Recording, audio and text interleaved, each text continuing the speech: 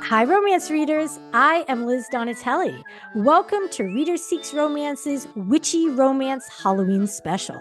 I am joined by paranormal romance authors Carly Bloom, author of Hot Hex Boyfriend, Lindsay Lovise, author of Perfectly Wicked, Celestine Martin, author of DEJA Brew, and Adrianna Schuh, author of Magic in the Air. The authors chat about their recent witchy romance book releases, the appeal of writing witch romance protagonists, and they share the witchiest thing they've ever done. Enjoy and be sure to subscribe to Reader Seeks Romance channel on YouTube for content that celebrates the romance genre. Hello, authors. Thank you for joining me. Hi. Hi. I'd like to start with an icebreaker. What's the witchiest thing you've ever done? Carly, what's the witchiest thing that you've ever done? I actually belong to a group. Well, it's not like a real thing, but it's my friends and I. We have like a little texting group called Witches of a Certain Age, and we have had a couple of bonfire events during the pandemic where we did some witchy stuff. Some of it was related to politics, so I don't know, you could possibly thank me or not thank me. But yeah, we did some stuff just for fun. I have danced around a fire in the moonlight. Wow. While wearing a cape. So there was a cape. Did you wear the hat with the cape? I didn't, and I really wish I had. Like that, what a lovely silhouette that would have made. But no. Adrianna, what's the witchiest thing that you've ever done? I went to a witchy camp with my grandma, my dad's mom, every year, from when I was like 6 to when I was like 11. And it was a Wiccan/witch camp. I still know the owner to this day. She's still around. She's a very famous Wiccan. Her name is Selena Fox. And the camp is called Circle Sanctuary. So we used to go there every summer. And my grandma was on the board. So we did all kinds of witchy things, rituals, like spells, dancing around the bonfire, all kinds of fun stuff. So it was a good time.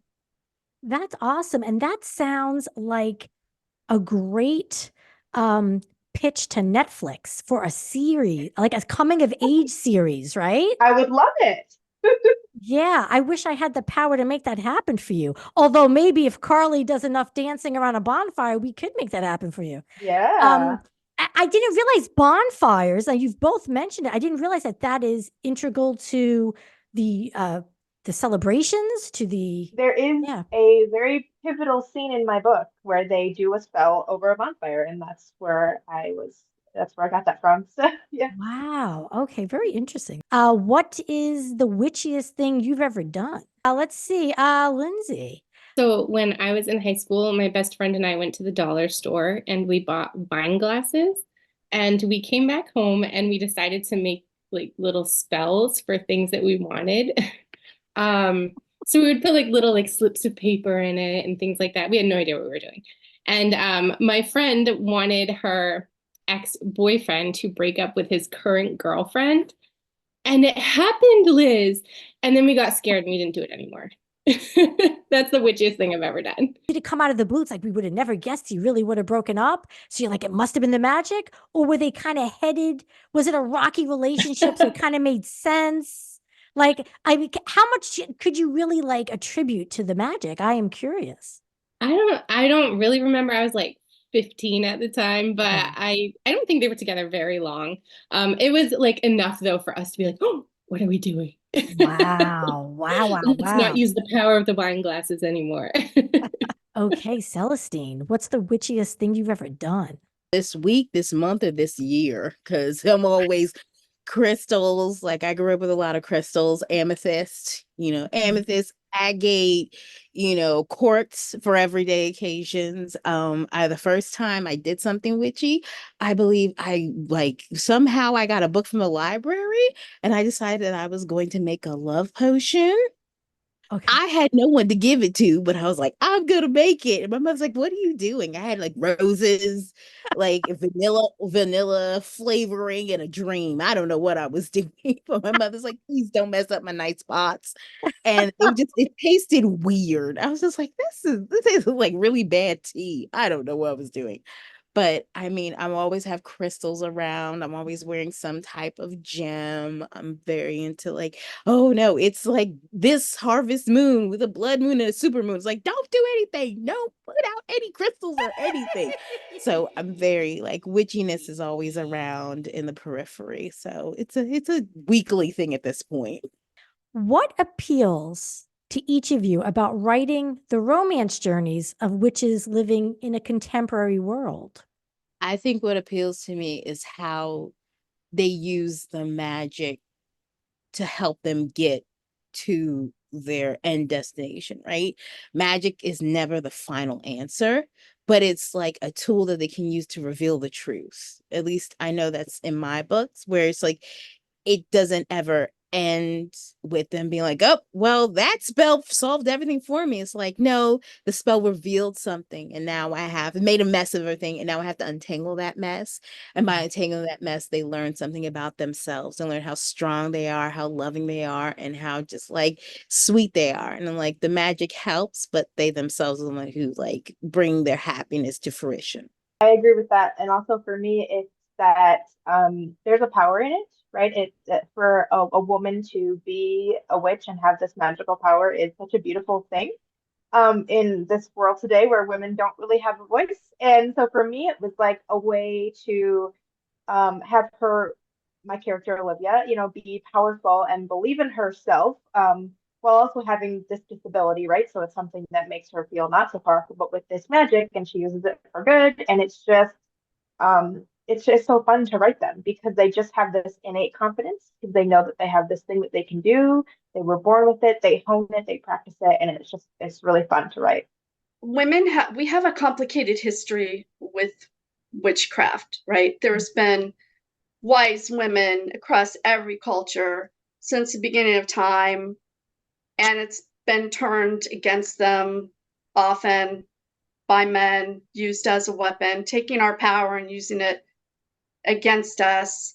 And so I feel like writing about witches and telling love stories through witches, just like we're taking that narrative back and empowering ourselves and showing our real power through our fictional characters taking control of our happiness.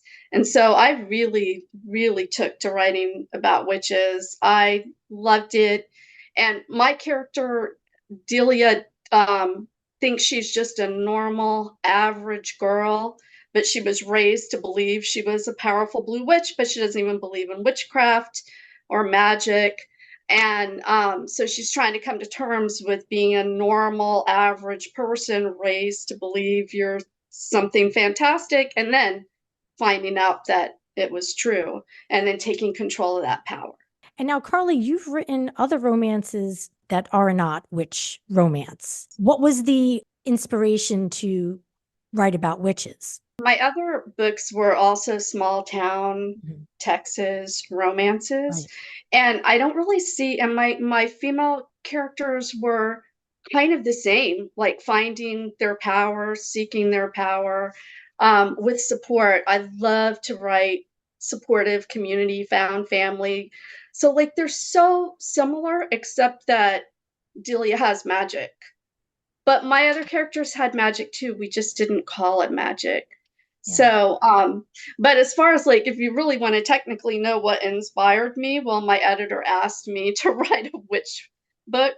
But I was like so excited. Like I was so excited because, like I said, I have this group of friends, and that we call ourselves witches of a certain age, and I'm entering a phase of life where I'm learning new kinds of empowerment. I'm entering my old hag phase, which I love.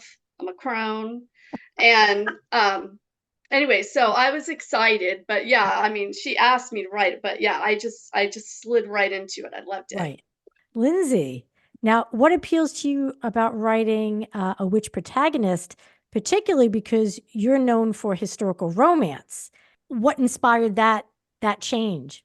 It's my first paranormal romance. I've always loved paranormal romance, and the way that my historical books are, my contract is they come out one a year, and I was like, oh, but I want to write something else. And so I have decided to write about witches, sort of. She's sort of a witch. And so I made that contemporary because my contract, actually, I couldn't write historical. So that's why I list. Okay. You know what? I welcome all answers, practical and otherwise. And that's a very good reason Yeah. to do something different. Tell us about the witch or witches in each of your paranormal romances. What abilities do they have? What romantic challenges do they face? And Hot HEX Boyfriend, my hero, Max, is a Logos witch. She's a logical witch. All of their magic that they practice comes from a place of logic. There's 4 lines of witches: body, heart, mind, and soul, and he's from the mind line. Together they make up the full body of witchcraft. And his family specializes in hexing, and now in modern times mostly unhexing, because hexing is mostly not allowed. Delia's family is a core witch line, which means they practice heart magic. That's their specialty, which is why they were hexed, had their magic taken away centuries ago, because they were practicing heart magic. And the challenges, I guess, that their particular type of magic presents is Delia. She breaks the hex on her family without knowing how she does it. So then she's not ever sure, like, how is she, if she doesn't know how she did that, she doesn't know if she's actually practicing heart magic, maybe without realizing it. So she can't tell if someone's feelings for her are real. Max learning to accept that, falling in love doesn't make you a victim, and her learning the true nature of her power is what really presents their challenge being together. Also, there's the small little detail that Max's family has been tasked with rehexing Delia's family. So Magic in the Air, that's my book. The main character is Olivia, and she is the main witch that I focus on, but she does have 2 friends that are sort of in her coven, and then 2 older witches of a different generation that sort of mentor them. But I'll just talk about Olivia because she's the main character. So she doesn't really have any sort of like specificity like with Carly. It's just sort of whatever she feels. The whole thing in the book is that they have this giant spell book that all the witches can just make spells up and write them in the book, and they can do them. And anybody can do them. They do have things that they are better at than others. So like Olivia, she puts a lot of her magic into her food, which is, there's a magical bakery, so that's her thing. And then like her friend Parker, she is good at creating spells that fix things or solve problems and stuff like that. So they all have sort of a niche that they kind of go into, but they can all do all kinds of different things, and they all have all kinds of different powers. And it's very much like hand magic. So she'll say things and then use her hands. That's how it happens. So it's pretty simplistic, but it was fun to write because I didn't really have any sort of, things that were keeping me contained. It was just whatever I wanted it to be. So it was very fun. Very good. And as far as the romantic challenges that are faced. Oh, right. So the idea is that the town that Olivia resides in is this magical town, and magic is known. But most of the magical towns, they are inaccessible to people who don't have magic. You have to know that they are there for you to be able to go into. So this guy shows up and he comes in the town, and they know immediately he must know about the town and witches, but he says he doesn't. So they know he's lying, and they're like, what are you doing here? And what are you trying to pull? So this whole thing is he's sort of trying to bring down magic in a very dramatic way. And Olivia is sort of tasked with figuring out why and what he's up to and how to stop him. DEJA Brew. I love a good pun. Yeah, I love the name. Yes, this came when I was drinking way too much tea and didn't have a title for the book. I was like, Deja Brew, Deja Brew. I was like, oh my gosh, that was fun. This is the last in my Elemental Lovers series. We had Wishful Thinking, then we had Kiss and Spell and Deja Brew. Wraps up the trilogy. It's Serena. She's a kitchen witch. She used to be a celebrity chef, but she burnt out of that lifestyle, and so now she's, just taking up odd jobs, flipping burgers, delivering on DoorDash type of apps. And so her magic is definitely infusing her food with love. And if somebody is sick, it's to comfort. If somebody, needs confidence, she'll, give them that cup of coffee that's gonna get them go up and going. So those are her powers. And she knows how to like put love in her food, but actually being in love, she's like, I don't know if I'm good at that. Do you want a sandwich instead? She's very much that's her. So my love language is feeding people. And so she's learning that, there are different ways to love. And there's different ways to like love cooking and love and expressing her love to people. So that's her conflict. And then you have her, it's a magician. She falls for a magician. He's a stage magician whose family actually does real magic. So they're kind of like the Kardashians, but with magic. That makes sense. Yeah, Sure. why not? So Gus, he's like, he leads that life. He's the historian of Frey Grove. He runs a historical society.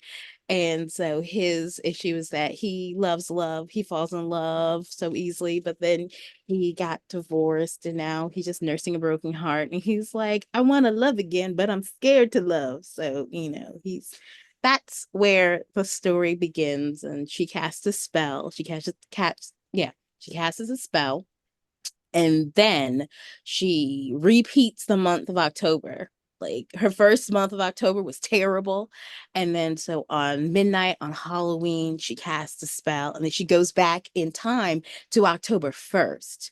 And so she relives October and she ends up running into Gus, and they have a magical October, and she has to decide, does she need a second chance for her second chance? Oh, drama. So that's the story. I love the idea of going back and reliving 1 month. And yeah, is there a month that you would want to relive, Celestine? I'm an October girly. I Mm, love October. It was just like yeah, once October 1st, break out the mini pumpkins. Let's do this. Like I love October, but my yeah, mother also loves October. yeah, So we love this time of year. November's can be okay, depending yeah. on whose Thanksgiving you're spending the day at. So, but True. Yeah. So my book is Perfectly Wicked, and it's about Holly Celeste, and she lives with her two sisters and her two aunts on a Maine apple orchard. And they make the best cider, but for some reason they're just not doing very well. And so a guy named Connor Grimm comes. He has a famous ghost hunting TV show, and he wants to film an episode on her orchard because he hears there's strange things happening there. And Holly is like not down with that, but she doesn't really have a choice. So she lets him onto the apple farm, and he starts investigating this ghost. And the whole time she's trying to make sure he doesn't figure out her real secret, which, because in my world, it's like a realistic version. Not everyone knows about magic. So she and her sisters and her aunts are keeping a deep secret. And he wants to expose it on national TV to hit the ratings. So that's where the conflict comes in with them. And she's not a witch, so I can't really explain what she is without like giving everything away, but she's Okay. witch adjacent. Okay. Witchy, which fits. Witchy, yeah. Oh, and did you see this? This quote is from Celestine. Thank you, Celestine. What? like, yes, I know. I'm like, I know the secret. Can you read the blurb that Celestine? Yeah, read it to Yeah. us. It was so nice. Okay. An amusing and mystical romance. It was Thank you. Excellent. What is your approach to world building in each of your books? And this could apply not only to the setting, to the town, but to the rules of how magic works. Adrianna. I really struggled to get this down. That was really hard for me. But I had a mentorship while I was writing this with Regina Black, who wrote The Art of Scandal. It was DV Pit at the time, which is now they don't do that anymore, but I was a mentee.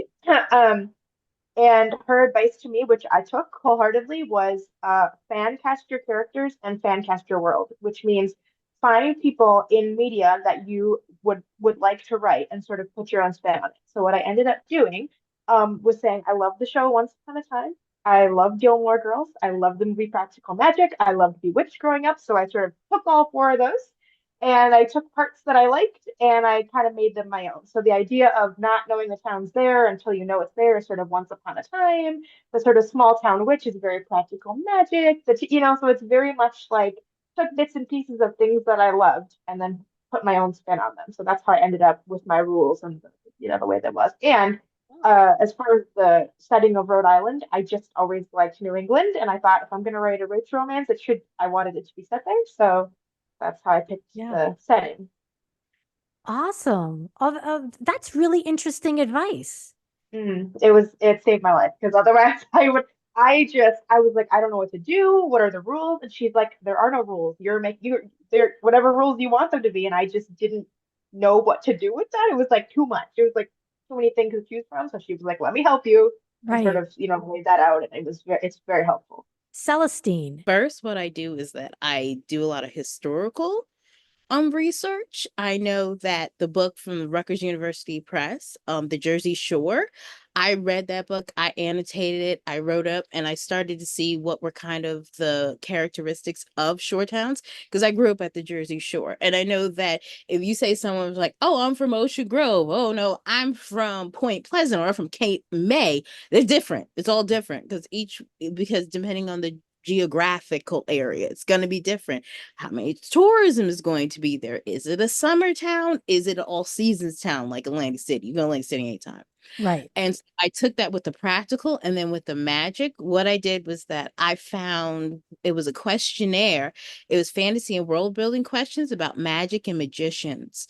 And I took about 20 of those questions and I answered them as best as I could as possible. And because I'd also done research about magical spaces, I said, well, my area, Freya Grove, that's the town, is a liminal zone. It sits between the ocean and the land. And so since it's such a powerful place for magic, okay, it's only going to be natural that people who are drawn to magic, who like to do magic, like perform magic, are going to come to this town. And it actually in DEJA BREW, I answer a couple of questions. I go talk about who founded the town, why the historical society, has all this money. Like, where do you get all this money for all these festivals?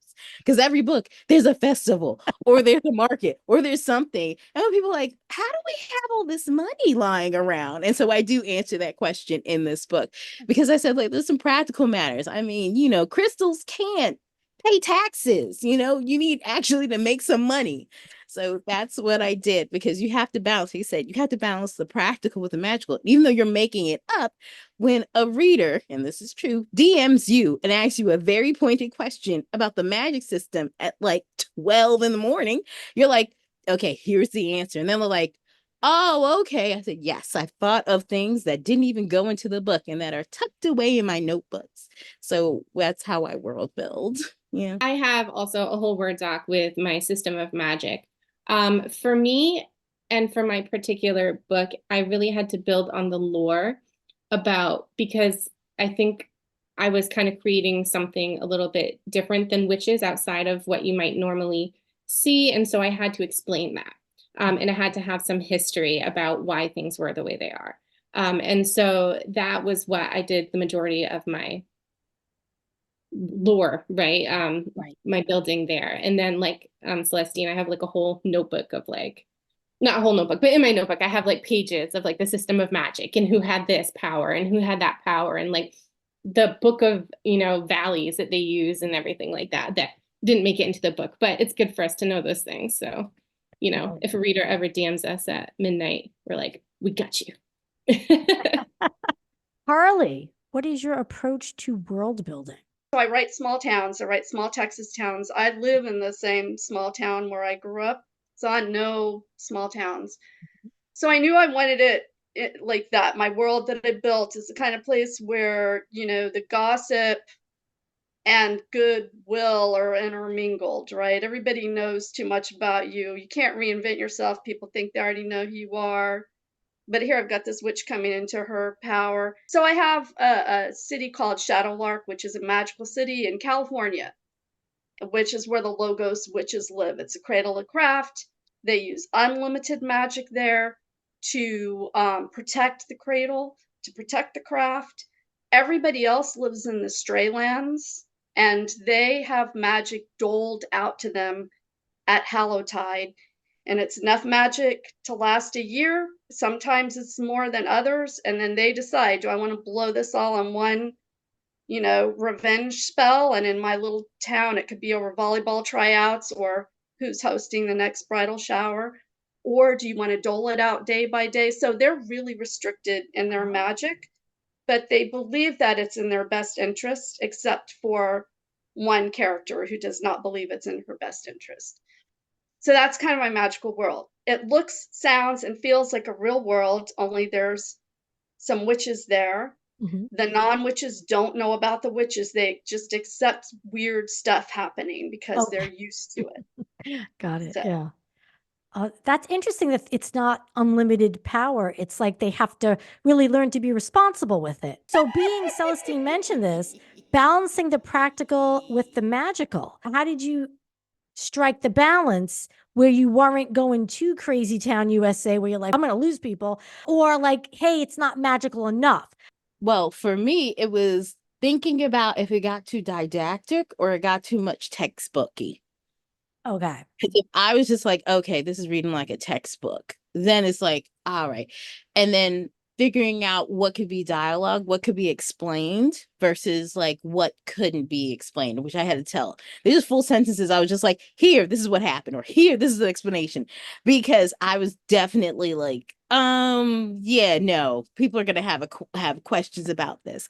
Okay. And so you balance it out by saying like, all right, well, there's some things that are practical and like, okay, who runs the town? Who lives in the town? That's where you can get your magic in. Where I'm like, all right, gargoyles and gnomes and elves. All right, cool. And then well, we have some vampires on the west area. Okay, there you go. So I think about making sure I bounce it out with using those rules where it's just like, okay, I have to explain practically how do people live in this town, but who gets to live in that town and how they interact with each other. That's where I can have the magic going. Like, you're like, oh, don't talk to those people. They have been unlucky since 1904 and they're going to continue to be unlucky. So it's going to be something like that. So that's how I kind of balance it. Okay. So for me, the magic is very much tied to nature, because that's the way that I grew up learning about it. Because my grandma, like I said, she was a practicing witch, Wiccan. They kind of go hand in hand for some people. And being a Wiccan is all about nature, Mother Nature, fire, water, air, everything. So for me, that's what it was rooted in, and that's how I define the parameters. They can never create something that doesn't exist. They can't slow down time. They can't bend light. They have spells for creating more wind for good sailing days. Olivia puts, herbs and different plants and things into her food. She doesn't, and then they have this protection spell that goes over the town, but it's tied to the earth and it's tied to flowers and trees, and it's very much like rooted in the real world. And they just sort of manipulate what's around them. They don't, you can't make anybody fall in love, right? You can't manipulate emotions. You can give them a little boost of courage or a little boost of confidence or something, but it's something that we already all have in us that they are able to manipulate or that's around us that exists. So it was very specific parameters that way, which helped me a lot because otherwise there was just too many options to choose from. So that's how I Right. narrowed it down. Lindsay. So I actually struggled with this because in the beginning of the book, Connor doesn't know what Holly is, and neither does the reader. And so my book was like too unmagical in the beginning. My editor was like, you gotta like add in some like hints here. And so like, because I was thinking very, very subtly when I was writing it, but it was too subtle. I don't know if anyone's ever seen the show. I think it's called The Good Witch. I've not seen the show, but I've heard of it.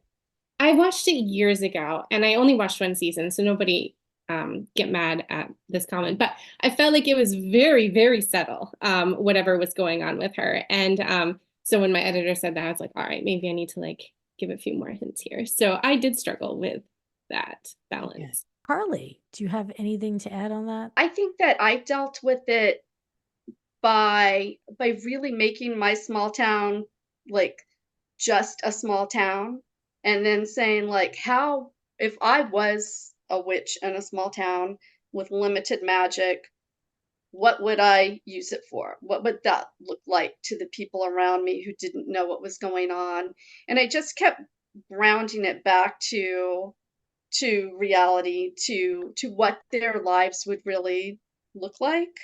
Because like I said, my witches had limited power.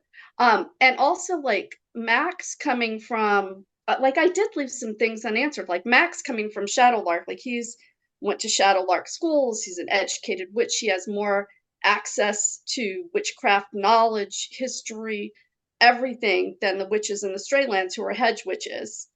And yet he is like at one point, like he's like joking, like there's no such thing as fairies, there's no such thing as gargoyles, and there's no, and then of course he finds out he's wrong about some of that. Like it's kind of like real life, like what do we know, you know? So Right. that's kind of how I just kept grounding myself. Can you share what you're working on? Are there any witchy romances in anyone's futures? Even if it's not witchy, you could tell me what you're working on if you're able to share. I have my second historical romance is coming out in February. It's called Never Gamble Your Heart, about a gambling hell owner and a governess who is just brilliant at math. And then I also have a new YA book that is unannounced, so I can't really say much about that one, but that's coming out next October. So I'm very excited. Adrianna, what are you currently working on? So I have a historical romance coming out as well in January, from Conquest Publishing. It is written, and I'm waiting for my editor to get back to me with everything. It's called The Touch of Love, and it is another Mexican-American protagonist, but it's set in 1890s New York, which is super fun because everybody wanted Victorian, but I'm like, nope, we're going Gilded Age. So it was actually very hard to get somebody to want to buy it because everybody kept telling me to change it to Victorian, which I was like, no, that's not the story. So it's very unique in that way. And the main male character is a former sailor. So it's again on the ocean, and I like that a lot. So it was very fun to write. I'm excited for it to come out. And then I am currently drafting another witch romance because I went back to my roots. So I'm very excited. It's another small town, but slightly different dynamics. So. Celestine, what do you have coming up now that your trilogy has ended? I'm working on pitching a series. Okay. Cottage core, goblin core vibes. Oh, That's all I can say. Like I said, I'm lighting candles. I'm putting all the crystals out. I'm excited to be like, okay, this is what I want. Like my agent's read it. She's like, oh my gosh, I'm so excited. I was like, let's make this happen. So that's what I'm working on right now. And just like taking a breather after writing 3 books in 3 years. Cause yeah. Carly, what do you have coming up? I'm working on a rom-com that's not paranormal, that I love, that has a marine biologist who just wants to relate to turtles and not people. Turtles are his favorite people. And an aging weather girl. People are starting to choke over the word girl. Anyway, so that's one. But then I just caught the paranormal bug so bad writing this book. I can't. I have to go back. So I'm also working on one right now where I've got a paranormal debunker, social psychologist, and her mom is a TV psychic who she thinks is a fake. And then the hero is going to be a ghost hunter. So, yeah, so I'm just playing right now. I'm in my playing stage with both of those, going back and forth. Nice. Well, I wish everyone luck. I have just a quick lightning short answer round. I've called it Fast 5. Favorite witchy movie? Let's go around. Carly. Practical Magic. That's my favorite too, Practical Magic. Is that everyone's? Should we just go? Mine. That's mine. That's yours too. Celestine. Yep. it'll be different. The Witches with Angelica Houston. Ooh, that's a good one. I thought maybe someone would say The Craft. That's my second favorite. Second. I love that Okay. That one. was my second. I saw that in the movie theater. Oh, I love it so much. Yeah. I did too. Did you do? Yes, I did. Yes. Favorite witchy book? I really liked the HEX. Okay. Lindsay? Besides Celestine's DEJA BREW, which I've read, I really liked A Witch's Guide to Fake Dating a Demon. I thought that was fun by Sarah Hall. Yeah. Yeah. Yes. Adriana?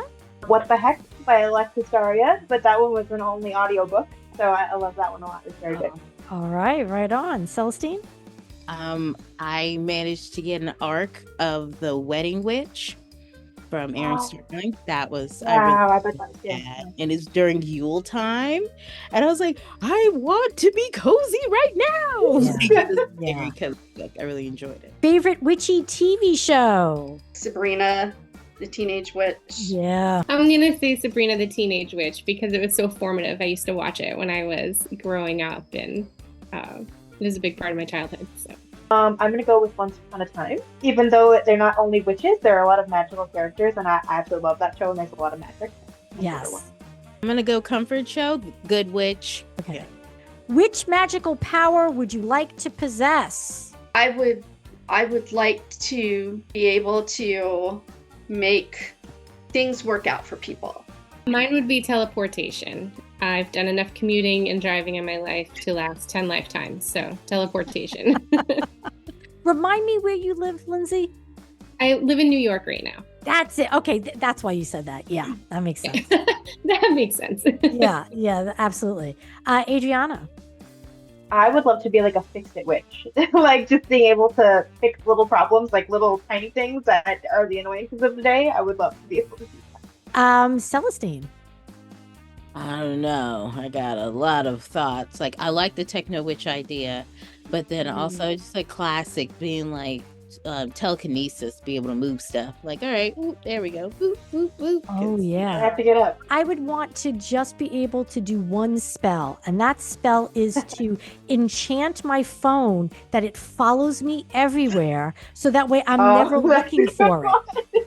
Oh my god. It would That'd just be be amazing. hovering. It would be like a magnet to me, and just. I and lose my amazing. phone all the time. Yeah. Last question: if you belonged to a coven, which celebrity would you ask to join? I would freaking want to be in a coven with Dan Levy. That would be a hoot. That would be. I That would be I fun. would let him in. That would be fun. Lindsay. I think Emily Blunt. I think she would be very sarcastic. Yeah. Emily Humor. Blunt. Okay. Adriana. I'm gonna go America Ferrera. Because I love her and people say I look like her all the time, so we could have some fun, I feel like, with that. Yes, I can see a resemblance actually when you I said get that all the time. So when you I just have said to love it. her. I thought, Yeah. yeah. Smile. Yeah, I get it a lot. I'm Yes. like, is it something Mexican or do I really look you? Like, what is there? Like, everybody says that. No, it is the smile. Yeah. Yeah. So I love her a lot. So I think that would be really fun. We could have some fun with that. Yes. Celestine. Angela Bassett, because she's 60 years old and she looks gorgeous. What magic do you possess? Yep, that's Gorgeous. I was just like, I was like, she's what? Everyone's like, she's Yeah. at least 60, but she I looks. didn't know that. She does not look like Yeah. that's amazing. I'd invite Oprah because she's already magical. Her magic would Yeah, multiply by thousands being in a coven with other witches. you get a car and you get a car. And That'd be her magical power, giving out cars. Thank you so much to all of you for giving your time. Thank you, Carly Bloom, Lindsay Lovise, Celestine Martin, and Adrianna Schuh. Happy Halloween and happy writing to you all. Bye.